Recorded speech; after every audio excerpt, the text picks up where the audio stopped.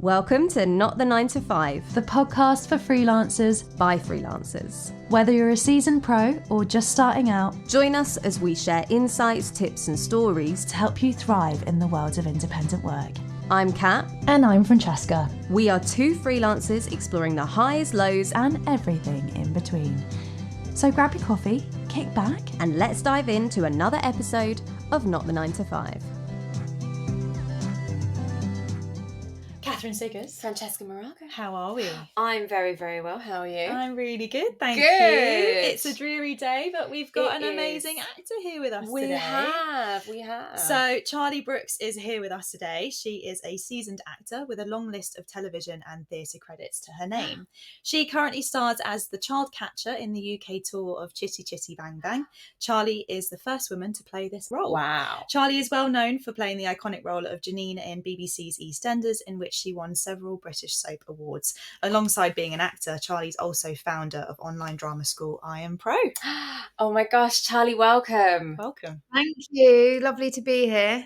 Oh, thanks for joining us. So tell us, where did it all start? As an actor, as a creative, where did it kind of all start? It started with a play. I mean, I think the standard thing is pantomime. So that was my first experience. I'm going to keep my glasses on because I can actually see better. Pantomime was my first experience, like so many people, of theatre. And from that, I then was cast in a play by Willie Russell called Our Day Out in my local theatre, the Dragon Theatre. And Maureen, who was my local drama coach in Barmouth, was a great supporter and really sort of pushed me. And I just fell in love with the stage. I fell in love with becoming this character who'd never, been to the sea and had a day out like this. And I just loved the storytelling and sort of, I don't know. There was no turning back. And she then really encouraged me to, she was like, she was from Liverpool. She's like, you've got to go to drama school, go to the newsagents now and get the stage newspaper. And that's when I started hounding my mum and dad to let me go to a little drama school in London. Oh, wow. Cool. So what age were you when that happened? So I was 13 when I moved. It took me 2 years to persuade them that this was not just a phase. And then I was really lucky to have very, very supportive parents who, were able to send me and my little brother, who came along for the ride and ended up non-stop working as a child star in so many different TV shows. It was amazing. But there was definitely some jealousy. And and then my career really, I did a Bold commercial and I did a children's series called Our Day Out, and then EastEnders when I was 17. Wow. So I went to Arts Ed for a year and started my A-levels in the foundation drama course. Sneakily went for an audition because you're not meant to do that, and got the part and was just like, laters. See you never. How did that, obviously you were so young when you started, and then when you did get into EastEnders, how did you find the audition process? How did you find like the general industry back then getting into acting? I mean, I always say I got really lucky. So much of this is about the right time, the right place.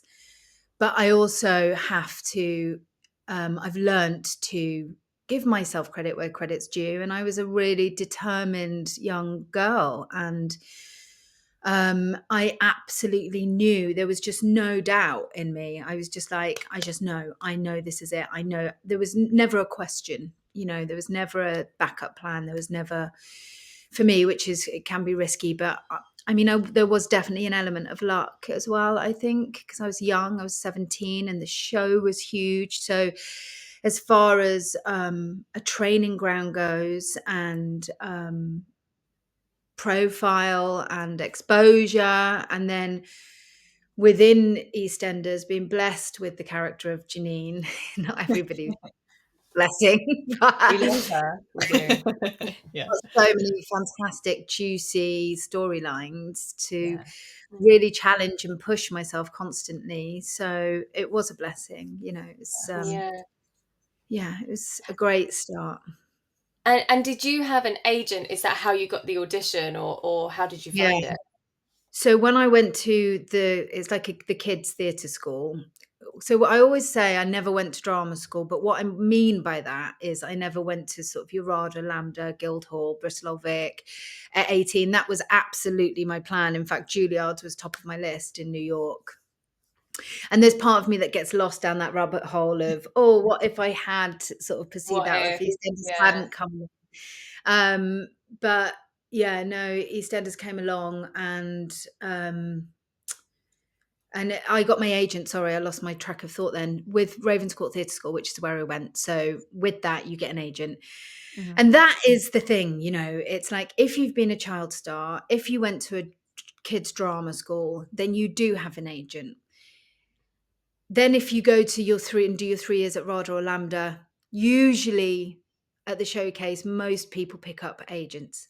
If you can't afford to go to drama school, can't get into drama school, and you didn't have that as a young person, it's so difficult to break in, to be seen, to have opportunity. You know, that's how Iampro came around, really. It's like that very muddy area. What can we create and build that will help those people that can't afford to go, and they're so hard to get into, thousands of applicants, and some of the best people get turned away. You know, you hear great actresses and actors all the time saying, oh, don't let rejection get you down. I was kicked out or didn't get into drama school, and you know, and their careers are thriving. So yeah, that was the whole reason Iampro came about. That, and of course the fact that my brother and I are from a very small town in North Wales. And although we had very supportive parents, there are lots of people who don't, or who don't have a clue, or can't fund the trips and the auditions and the drama schools and extracurricular schools and all of that, you know, that live in Scotland, Northern Ireland, wherever, little pockets of the UK. So they can't get to these amazing coaches. So that in a nutshell really was the plan behind what Iampro is. Yeah. So with Iampro, because I guess you're giving back to the community and you're providing a safe space for people to come and be seen. How is Iampro built? Kind of what do you offer these people? Can anyone join Iampro? Do you have to audition to be part of it? How does it work? So Iampro is an online drama school, and we came up with the idea before COVID, and then of course COVID happened and the whole world went online, but there really wasn't anything like this before. And because of everything I just said, with the giving people from different pockets of the UK an opportunity to work with coaches from Bristol Old Vic and RADA, and they don't have the train fare, or they're hours and hours away, we thought, how can we create this platform and bring all of these brilliant people and these opportunities to those that can't afford or geographically can't reach cities or whatever. So that's what Iampro is. Anybody can join, because I really believe in, you know, for me, acting is so much about also getting to know yourself and your own human behaviors and who you are, and it's confidence building, and it's, you know, you explore so much of your personality and what you're capable of, and there are so many different aspects of anybody's life where it can be applied. And so it's really important, especially when the arts are so cut in schools and things like that, for us to create something where everybody can benefit from it. And it's a very nurturing platform. Inside that, we have 3 or 4 times a year Get Seen events, which is an audition process. And at these Get Seen events, we have casting directors, producers, directors come down, and you audition via self-tape, doing a monologue of your choice. And then we have a Get Seen event where we have between 25 and 30 of the auditioned applicants who then perform in front of a panel of these brilliant people. And what's extraordinary, because we also get, you know, a lot of it is like my little black book of people I've worked with and calling on favors from friends, and, you know, please do come and do this masterclass. So I've worked with some fantastic directors who come in and are holding courses on making a short film, or, you know, Matthew Evans did a 6-week course on, and they did a whole episode of EastEnders. So they are then also being seen by our, industry professionals. And we've had people cast into Emmerdale, Casualty, Nina Gold has cast from there. And so we're like, it's working. It's Amazing. starting to work. It's been a slow burn because I think it's a real trusting process. There's a lot of people out there going, we can make you this and we can make you that. And, I think you have to be trusted within this, what we're doing really. And that is really starting to grow, and people are really, starting to benefit from it, which is just extraordinary. And people who wouldn't open their mouth and say a word 2 years ago are now performing on the Get Seen events, or, really participating in the mentoring. People with mental health issues who suffered from depression have had drama therapy. And so there's just so many beautiful benefits. And then, of course, I get loads of people I know in to do the master classes. We have Saran Jones, we've had Daisy May Cooper, we've had Denise Goff, we've got David Morrissey coming up. So there's loads of people. Yeah. It seems like there's so many opportunities that you're like creating for, well, anyone and everyone. I wanted to ask, how was it going from being just an actor, not just an actor, of course you're an amazing person, but going from an actor to a businesswoman or business person? How was that, creating a business? Well, I have to give my brother and Emma, who are my partners and co-founders in this, full credit, to be perfectly honest. Like when we first started out, it was the three of us and it was really full on and making the decisions. And as a creative, I am not the most organized of people. So I think what's really important, the most important thing you can know about business is knowing where your roles and responsibilities are and where everybody is best placed. Mine is not in front of a spreadsheet, but mine is with people. Mine is with people, and mine is with hosting, and mine, bringing people together. And so that, alongside Emma's brilliant organizational skills, and she loves a spreadsheet, and my brother, who is king of operations, who does, because he was in production for years, having been a child star, so he films a lot of the online content we have, because we have on demand. So with that, and asking for help along the way, to begin with, it was really overwhelming because I was working at the same time. But as we've sort of settled into our roles, then it's become much clearer and much better, I think. Yeah. Would you say it's important then to have kind of a team around you? Yes. I mean, some people can do it all by themselves. There's absolutely no way in the world that I could have done this by myself. No way. No way. Because like my true love is performing myself, right? So I still want to be an actor. I still want to do the thing. Yeah. And this is like, I don't know if people think that I'm one of the coaches on there. I go on there for classes. Like another reason why it was born was because I didn't go to one of the big drama schools. I'm like, I want to learn, I want to do this.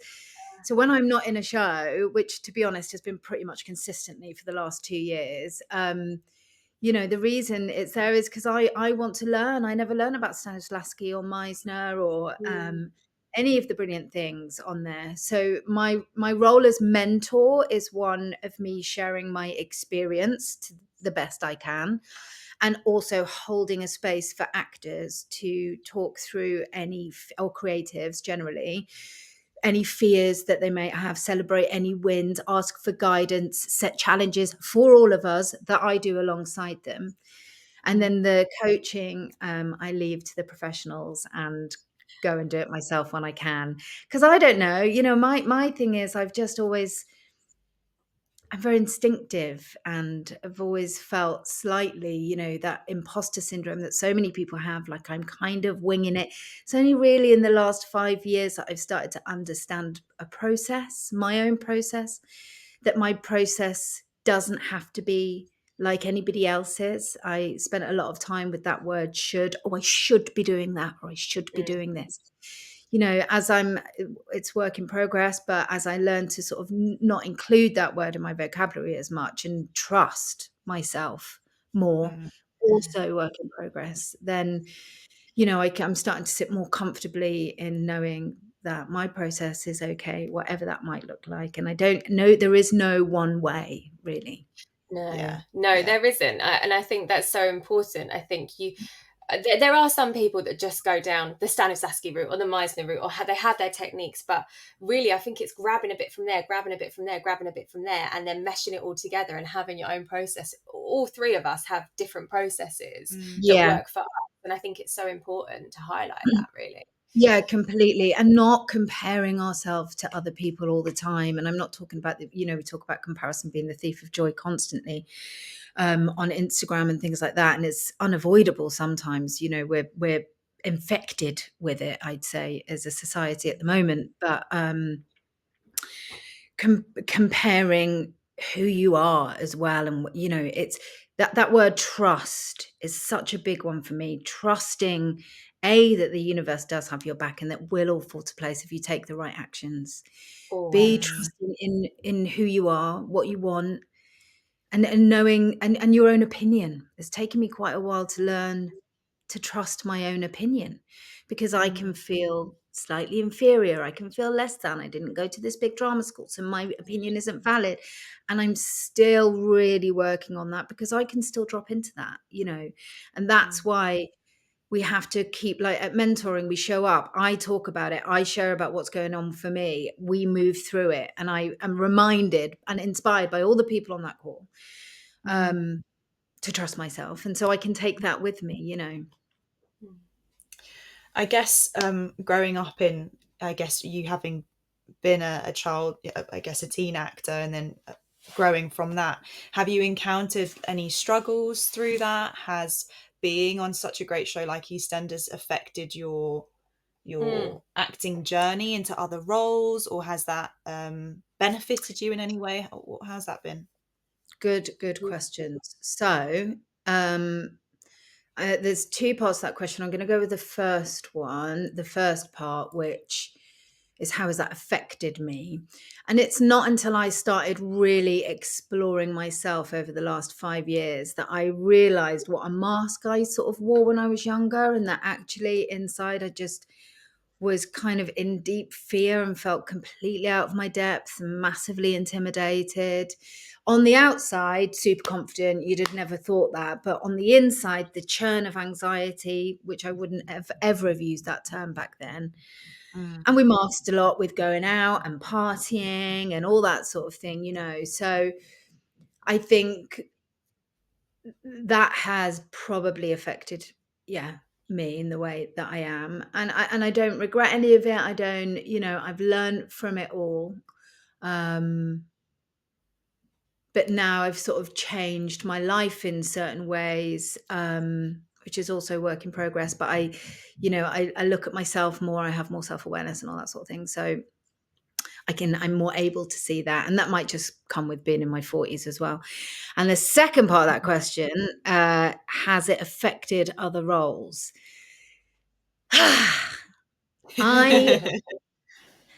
It's hard, isn't it? Because I have had a lot of other roles on stage. I've done quite a lot of other things. I've still got work that I want to be doing. I still have places that I want to reach that I'm not at, that I'm not reaching. And I do think, as much as I've loved EastEnders, and I love going back there actually, because I'm always really lucky with the storylines and stuff. People do just see Janine, because she was such a big character. But then I look at other people's careers who've had big characters and come out and they haven't stopped working. And it's been, and I do have periods of time where I'm unemployed. So the answer is, I don't know. I actually don't know. Time will tell, I guess. Time will tell. It's all very interesting. It's all, there are certain things that you would cast it. Like I read it and I go, I think this would be really clever casting if they put me in this. It's not often a script comes along like that. Actually, if I think that, I'm like, this would be clever casting. Look at me, my casting head on. And often I go, I would never put myself in this. And I have a list of 100 other brilliant actresses that I know. But whether that's just me being brutal, beating myself up, the negative self-talk that kind of can overtake us all sometimes. I don't know. And would you mind sharing the kind of projects you want to do that you've perhaps not had the opportunity to do yet? Well, one of my hit lists was working at the National Theatre with the National Theatre. So I did do that. So I'm going to start with a brilliant win. I would love to work at the Royal Court and work with some new writers, although my nervous system at the moment, because I've done so much theatre over the last couple of years, I think is about to explode. I would like to do an epic, like, court drama thriller. I'd also like part of creating like this otherworldly thing. Loved Game of Thrones. I love all of Neil Gaiman's stuff. So being part of, and creating this magical world and kind of big and bold characters. I love seeing women survive. I love female-inspired stories. I'd love to create and get out my own show, which I have been working on, but I've had ideas for, and I take one step forward and 5 steps back, because then my own work overtakes. So that is something I would really like to get off the ground, because I like it when I watch something and I can identify with what I'm watching and the character. Yeah.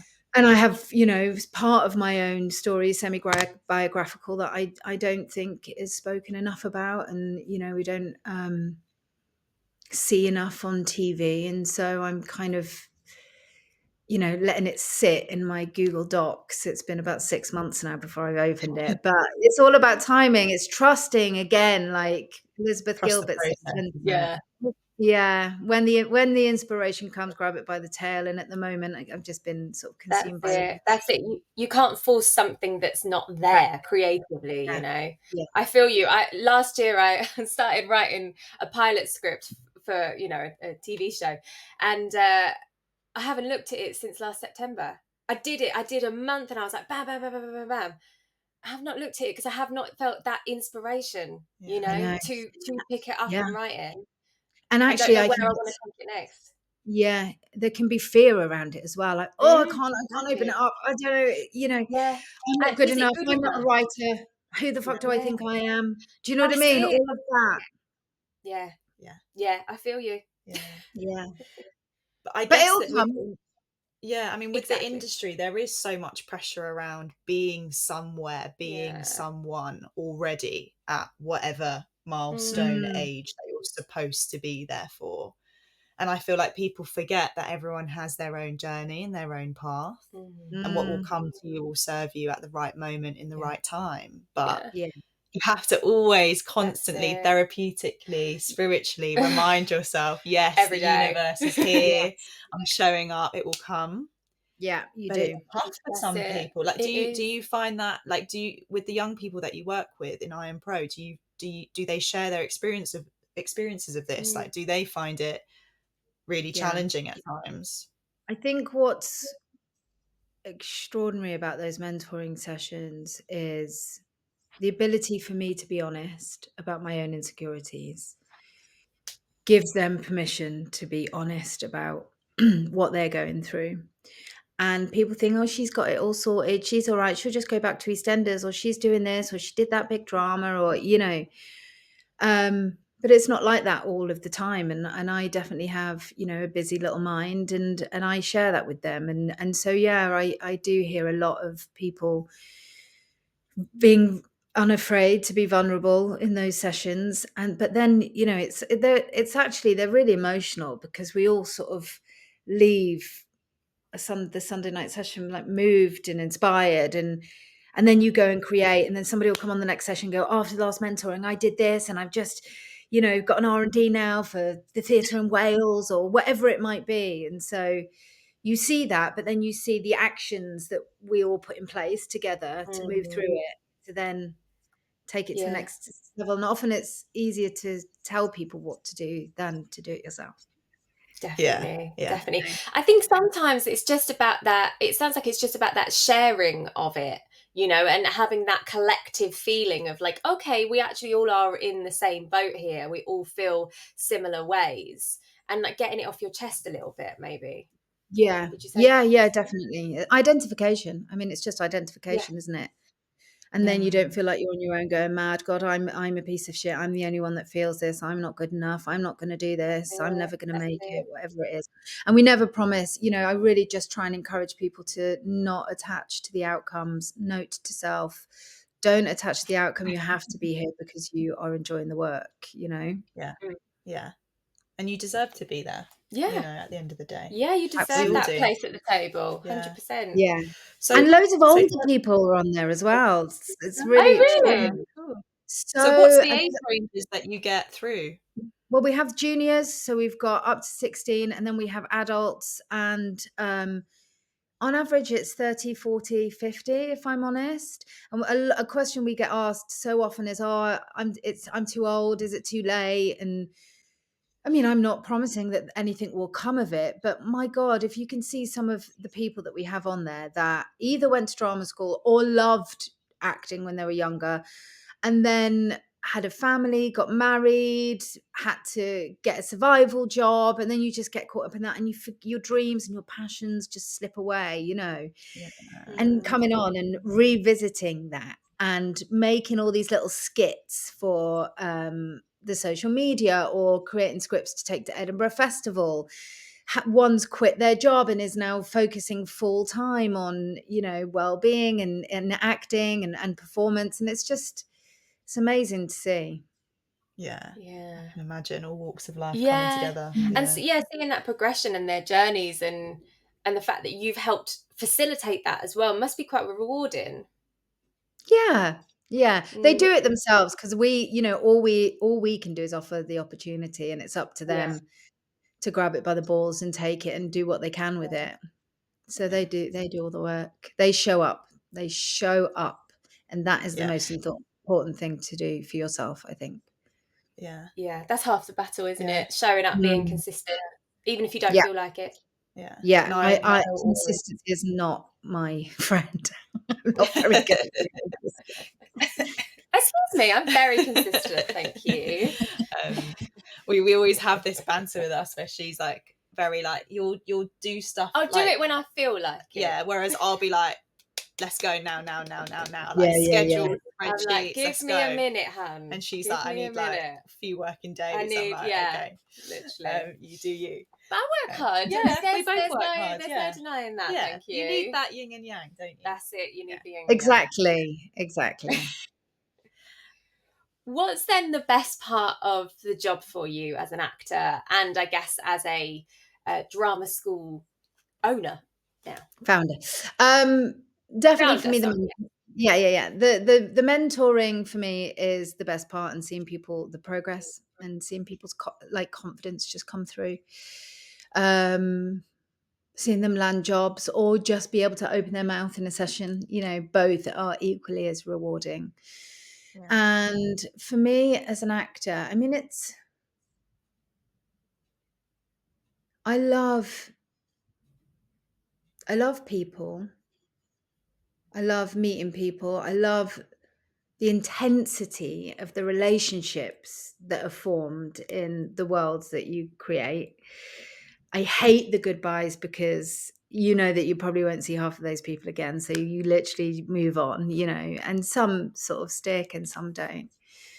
But I love people. I love bringing characters to life. I love play. I love challenging myself. I love feeling brave. I love it when I don't feel brave and then I have to do it anyway. So I'm constantly outside of my comfort zone, if I'm honest. Yeah. And sometimes I'm just like, I just want to be in my comfort zone just for a minute. I just want to like stay here and stay safe. But you know, all the good shit happens when you push yourself and you step outside it, really. And I love being on a set. I love the crew. I love the banter that you have all day. I love the switch with which you're then in another world that you're creating. And I love the power of drama and storytelling, and how thought-provoking it can be, and how important that is, you know, for people. And with the changing world of the industry and everything, do you feel like you've had to innovate yourself or change with the times in any way? I mean, obviously COVID impacted all of us so massively. Like, do you feel like there has been a shift, or again with the recent strikes that have been happening in America, has that affected anything for you? I think it's very slow here, and I think the strikes have definitely impacted that. Every actor I speak to, there's so many people out of work, not taping. I think I've made so many changes as a human over the last 5 years, as a person in many ways. I sort of started to look at myself differently, I suppose.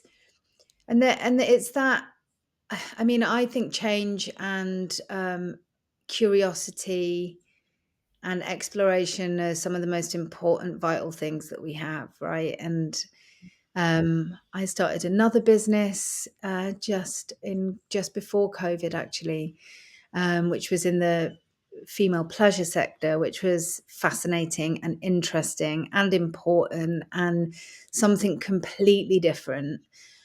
So I think constantly sort of trying to think outside the box and not be afraid, although there's always fear, working with the fear, is really important, and is really what makes life colourful and what keeps you going, yeah. Nice. That's it. What can you say to that? We just relate. So we do. It's lovely to have that kind of echoed to us, because we say this all the time. We say the stuff you're saying, we kind of say, and it's good to kind of hear it from someone who's much more established than we are, so yeah, thank you for sharing that. If you had one piece of advice for either an actor going into the industry or a freelancer in general, what would you tell them?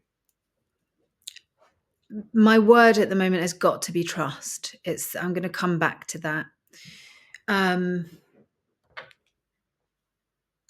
Don't trust in who you are and what you're doing, and don't be afraid to fail. And if you're going to fail big, fuck it and move on. That would be what I say. Don't be afraid of failure, learn from it and go again.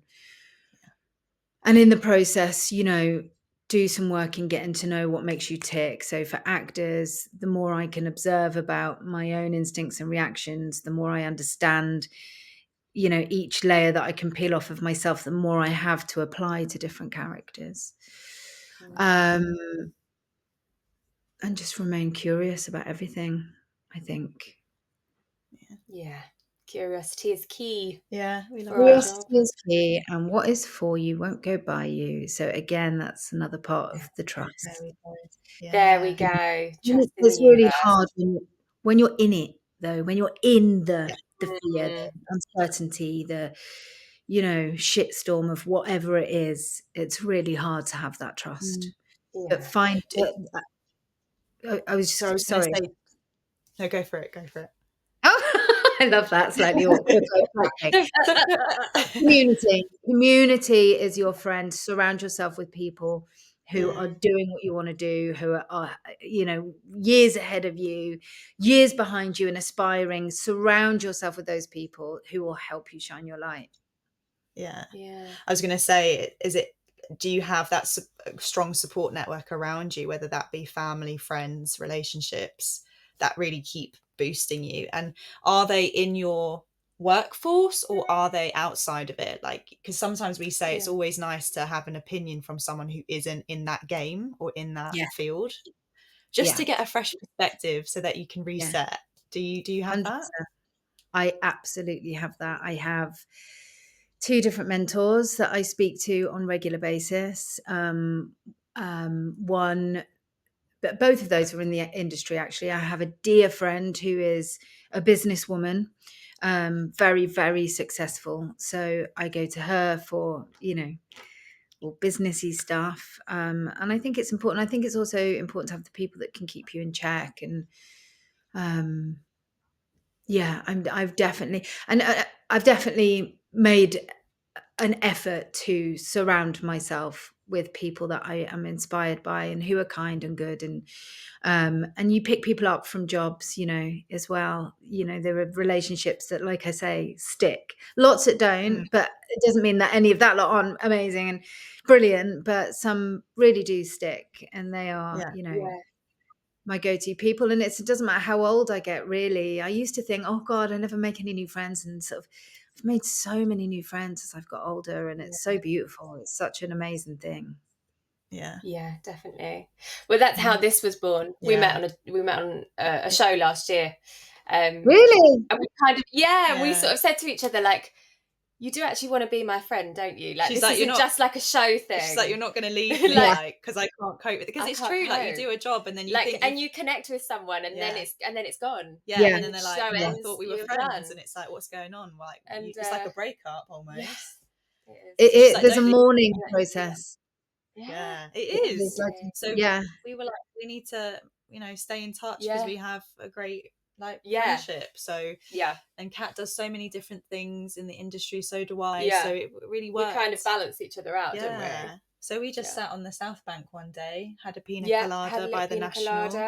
We went to go and see The Effect. We did last year, and I didn't see that. So good. It's so good. I saw the one with Billy Piper. That was amazing. That was ages ago now, but that was so good. And then I was like, because I'd done a podcast before, but it kind of, I lived in Cardiff, it kind of ended when I moved out of Cardiff, and I was like, do you want to do a podcast so that we can like keep being friends?